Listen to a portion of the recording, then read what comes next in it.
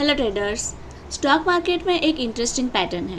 कुछ companies 20-30 years तक leader रहती है और कुछ कंपनीज 5-10 ईयर्स में ही डिसअपियर हो जाती है। एग्जाम्पल के लिए पेंट इंडस्ट्री में डजन्स कंपनी आई, लेकिन एशियन पेंट आज भी किंग है। ग्लू इंडस्ट्री में बहुत ब्रांड्स आए, लेकिन पीडीलाइट इंडस्ट्रीज का फेविकॉल स्टिल डोमिनेट करता है। तो सवाल ये है, ऐसा क्या है जो इन कंपनीज को इतना पावरफुल बनाता है? द आंसर इज मोट। आज की वीडियो में हम सीखेंगे कंपनी का मोट क्या होता है, मोट के कुछ एग्जांपल्स, 10 कंपनीज जिनके पास पावरफुल मोट है और कुछ एग्जांपल्स जहां मोट डिस्ट्रॉय हो गया। तो और उसके बाद लास्ट में हम मोट का एक चेकलिस्ट भी बना के उसको समझने की कोशिश करेंगे। तो चलिए फिर स्टार्ट करते हैं वीडियो को और एक सिंपल स्टोरी से समझते हैं। सोचो एक पावरफुल किंग है, उसका एक बहुत बड़ा कैसल है। कैसल मतलब किला। कैसल के अराउंड एक गहरी वाटर मोट बनी हुई है। एनिमी सोल्जर्स कैसल पर अटैक करना चाहते हैं, लेकिन मोट की वजह से वो इजीली अंदर नहीं आ पाते। अब इमेजिन करो, अगर मोट डीप या वाइड हो तो castle almost impossible to capture हो जाता है, लेकिन अगर मोट सैलो हो जाए या ड्राई हो जाए तो एनिमीज इजीली कैसल कैप्चर कर सकते हैं। एग्जैक्टली बिजनेस वर्ल्ड में ऐसा ही होता है। कैसल मतलब कि कंपनी, किंग मतलब अपना मैनेजमेंट, एनिमीज मतलब कॉम्पिटिटर्स एंड मोट मीन्स कॉम्पिटिटिव एडवांटेज। तो मोट का मतलब है ऐसी सस्टेनेबल कॉम्पिटिटिव एडवांटेज जो कंपनी को लॉन्ग टर्म तक कॉम्पिटिटर्स से प्रोटेक्ट करे। सिंपल वर्ड्स में ऐसी स्ट्रेंथ जो कॉम्पिटिटर्स इजीली कॉपी नहीं कर सकते। अब हम मोट्स के कुछ टाइप देखने वाले हैं, जिसके ऊपर से हमें ज़्यादा आइडिया आएगा। सबसे पहली टाइप है ब्रांड मोट। कुछ ब्रांड्स इतने स्ट्रांग होते हैं कि कस्टमर्स ऑटोमेटिकली उन्हें ही चूज़ करते हैं। Example Titan company. इंडिया में ज्वेलरी हिस्टोरिकली अनऑर्गेनाइज्ड मार्केट था। लोग लोकल ज्वेलर्स पे ट्रस्ट ज़्यादा करते थे, लेकिन टाइटन ने तनिष्क ब्रांड क्रिएट करके ट्रस्ट बिल्ड किया। उसका रिजल्ट, कस्टमर्स प्रीमियम पे करने को रेडी है। ये है brand moat. Then the another one is distribution moat. India जैसी कंट्री में डिस्ट्रीब्यूशन नेटवर्क बनाना एक्सट्रीमली डिफ़िकल्ट है। Example ITC limited. आईटीसी का नेटवर्क लाखों किराना स्टोर्स तक पहुंचता है। अगर कोई न्यू एफएमसीजी कंपनी एंटर करे तो उसको डिस्ट्रीब्यूशन बिल्ड करने में डिकेड्स लग जाते हैं। Third one is cost advantage मोट। कुछ कंपनीज इतनी एफिशिएंट होती है कि कॉम्पिटिटर्स उनसे सस्ता प्रोड्यूस ही नहीं कर पाते। Example Avenue supermarket. DMart. DMart का सिंपल स्ट्रेटेजी है limited SKU, low marketing cost, efficient supply chain, और इसलिए वो कॉम्पिटिटर से चीपर सेल कर सकता है। The fourth one is switching cost मोट, जहाँ कस्टमर्स इजीली कंपनी चेंज नहीं कर सकते। Example TCS.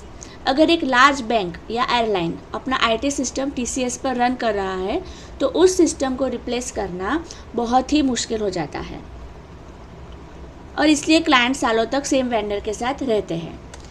Then the fifth one is monopoly और रेगुलेटरी मोट।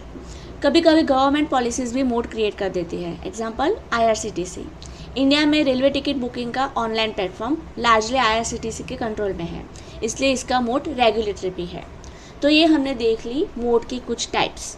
अब हम ऐसी कुछ 10 कंपनी देखने वाले हैं जिनके पास स्ट्रॉन्ग मोट है, तो इससे हमें मोट को समझने में और ज़्यादा ईजी हो जाएगा। तो चलिए स्टार्ट करते हैं।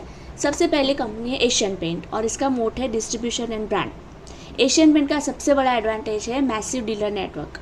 इंडिया में 70,000 प्लस डीलर्स और एक्सट्रीमली एफिशिएंट सप्लाई चेन होने की वजह से पेंट शॉप्स को प्रोडक्ट क्विकली मिल जाता है, और कॉम्पिटिटर्स के लिए इतना स्ट्रॉन्ग डिस्ट्रीब्यूशन नेटवर्क बिल्ड करना बहुत मुश्किल होता है। तो इसी वजह से डिकेड से कंपनी इंडस्ट्री लीडर बनी हुई है। Then the second one is Hindustan Unilever. इसका मोट है ब्रांड एंड डिस्ट्रीब्यूशन। तो हल के पास डजन्स ऑफ पावरफुल ब्रांड्स है, जैसे कि Surf Excel, Dove, Lux, Rin, और कंपनी का डिस्ट्रीब्यूशन नेटवर्क लाखों किराना स्टोर्स तक पहुंचता है। इसी वजह से नया एफएमसीजी ब्रांड के लिए कम्पीट करना एक्सट्रीमली डिफिकल्ट हो जाता है। Then Pidilite industries. इसका मोट है ब्रांड डोमिनेंस। पीडीलाइट का फेविकॉल ब्रांड इतना स्ट्रांग है कि लोग ग्लू को फेविकॉल ही बोलते हैं।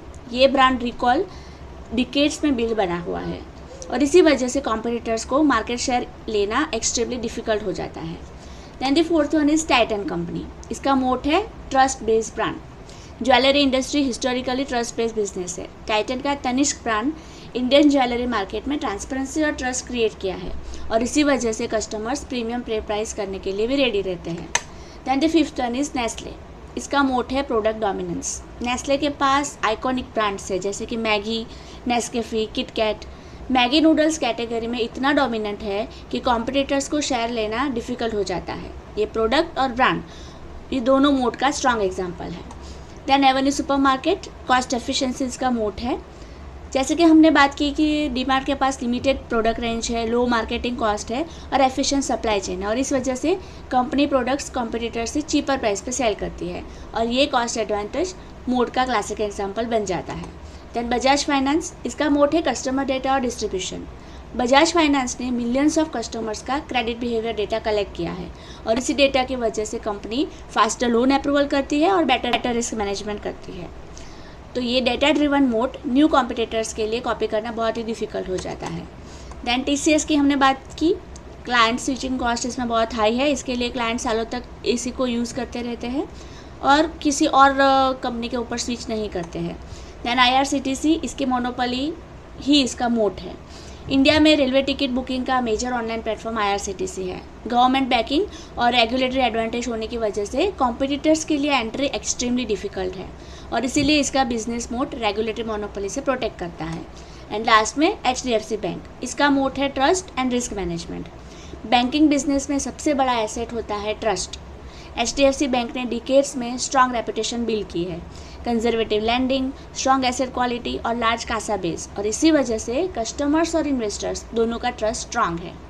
अगर आप ये सब के बीच में एक बात नोटिस करें तो इन सब कंपनीज का मोड अलग अलग टाइप का है। किसी का brand mode, distribution mode, cost advantage, switching cost, regulatory mode, लेकिन एक चीज़ कॉमन है, इनका कॉम्पिटिटिव एडवांटेज कॉम्पिटिटर्स के लिए कॉपी करना एक्सट्रीमली डिफ़िकल्ट है। तो आई थिंक इसके ऊपर से हमें और ज़्यादा आइडिया हो गया होगा कि मोड कैसे काम करता है, मोड किसे कहते हैं। अब हम एक चेकलिस्ट के बारे में डिस्कस करेंगे, मोड का चेकलिस्ट। अगर आप किसी कंपनी का मोड एनालाइज करना चाहते हो तो सिर्फ स्टोरी या तो ब्रांड देखना इनफ नहीं है, हमें कुछ प्रैक्टिकल क्वेश्चंस भी पूछने चाहिए। तो चलिए एक एक करके समझते हैं। सबसे पहला क्वेश्चन है, क्या कंपनी का स्ट्रॉन्ग ब्रांड है? ब्रांड मोड का मतलब है कस्टमर्स प्रोडक्ट को नाम से डिमांड करते हैं, कैटेगरी से नहीं। एग्जाम्पल, इंडिया में ग्लू बोलो तो लोग क्या बोलते हैं? फेविकॉल लाओ।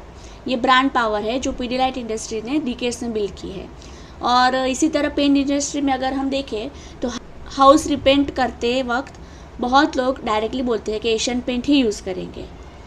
तो ब्रांड ट्रस्ट की वजह से कंपनी प्रीमियम प्राइस चार्ज कर सकती है और कॉम्पिटिटर्स के लिए कस्टमर शिफ्ट करवाना मुश्किल हो जाता है।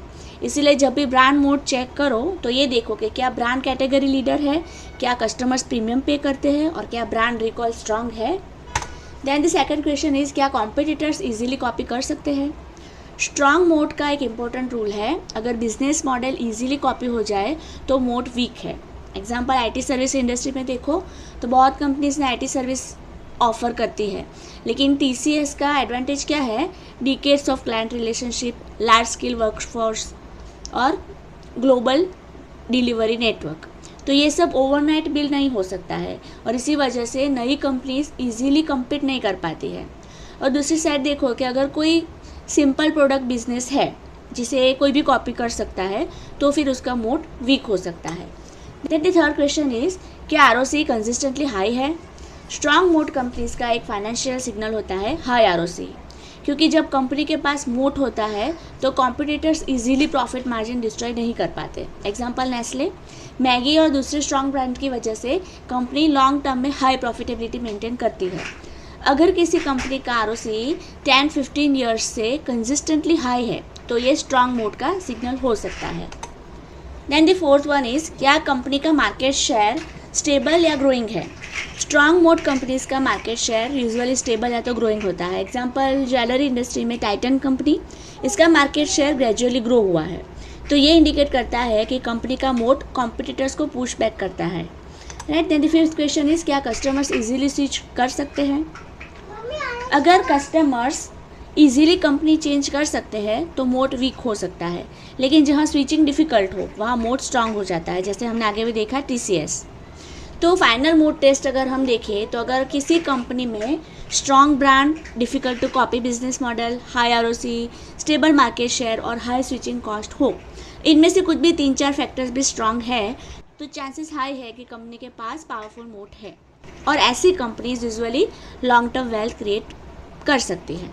स्टॉक मार्केट में सबसे बड़ी वेल्थ क्रिएट होती है जब आप एक ग्रेट बिजनेस को बहुत लॉन्ग टाइम तक होल्ड करते हो, और ग्रेट बिजनेस यूजुअली वही होता है जिसका मोड स्ट्रांग होता है।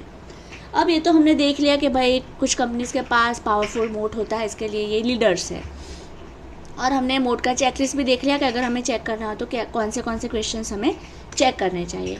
अब हम देखेंगे कि what happens when mode is not sustainable. तो वॉरेन बफेट सर का एक रूल है कि invest in business that have a durable mode, क्योंकि लॉन्ग टर्म वेल्थ क्रिएट करती है ग्रेट बिजनेसेस। सस्ते स्टॉक से लॉन्ग टर्म वेल्थ कभी भी क्रिएट नहीं कर सकते हैं। लेकिन अगर कंपनी अपना मोड मेंटेन नहीं कर पाती तो कॉम्पिटिटर्स उसका मार्केट शेयर छीन लेते हैं, राइट। अब हम कुछ इंटरेस्टिंग एग्जांपल्स देखने वाले हैं जिससे हमें पता चलेगा कि अगर मोड डिस्ट्रॉय हो जाए, कॉम्पिटिटर्स मोड को छीन ले, तो कंपनीज की क्या हालत हो जाती है। तो सबसे पहला एग्जांपल है टेलीकॉम डिस्ट्रप्शन। वोडाफोन आइडिया एक टाइम पर इंडिया की लार्जेस्ट टेलीकॉम कंपनीज में से एक थी, लेकिन फिर एंट्री हुई रिलायंस जियो की।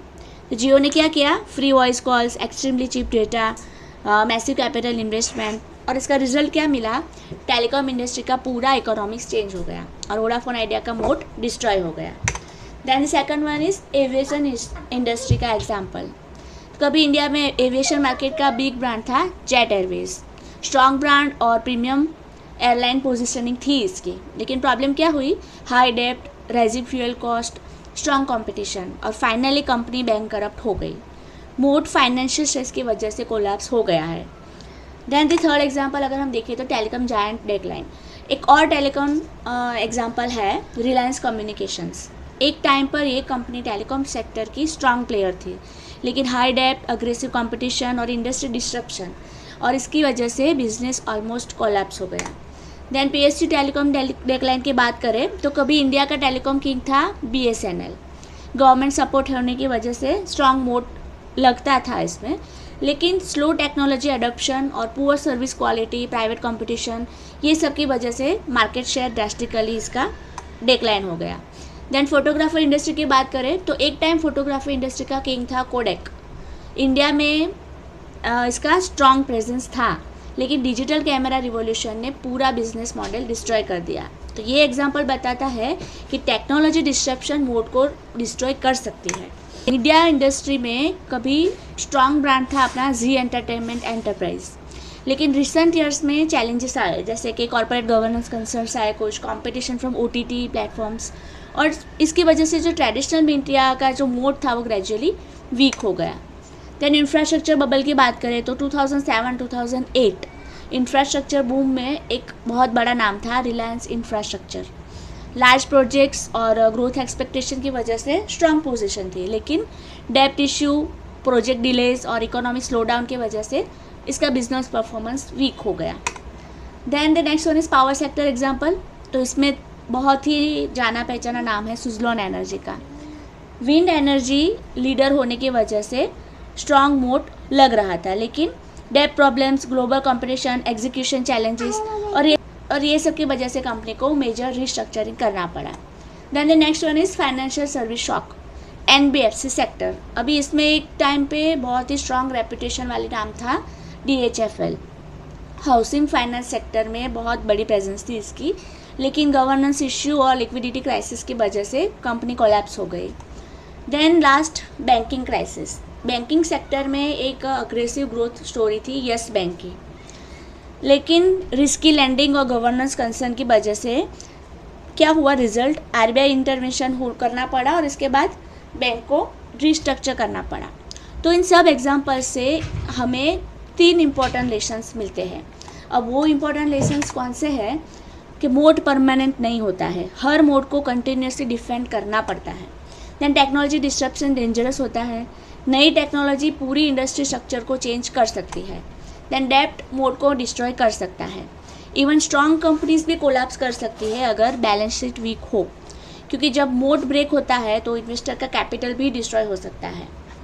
तो अभी मैं आपको एक बहुत ही अल्टीमेट मोड टेस्ट देने वाली हूँ। अगर आप किसी कंपनी का मोड इवोल्यूट करना चाहते हो तो एक बहुत ही सिंपल क्वेश्चन पूछो अपने आप को कि अगर आपके पास अनलिमिटेड मनी है तो क्या आप उस कंपनी को इजीली कम्पीट कर सकते हो। अगर आंसर नो है तो चांसेस हाई है कि कंपनी का मोड स्ट्रांग है। Okay, so this was all about mode. बहुत ही सिंपल वे में हमने डिस्कस किया है। आई होप कि आपको वीडियो इन्फॉर्मेटिव लगी होगी। अगर लगी हो तो लाइक करो और मुझे कमेंट में बताइए। इस तरह की अगर और डिस्कशन हमें करनी चाहिए जिससे नॉलेज भी बढ़े और कुछ इन्फॉर्मेशन भी जानने को मिले। So please let me know in comment section. Thanks for watching.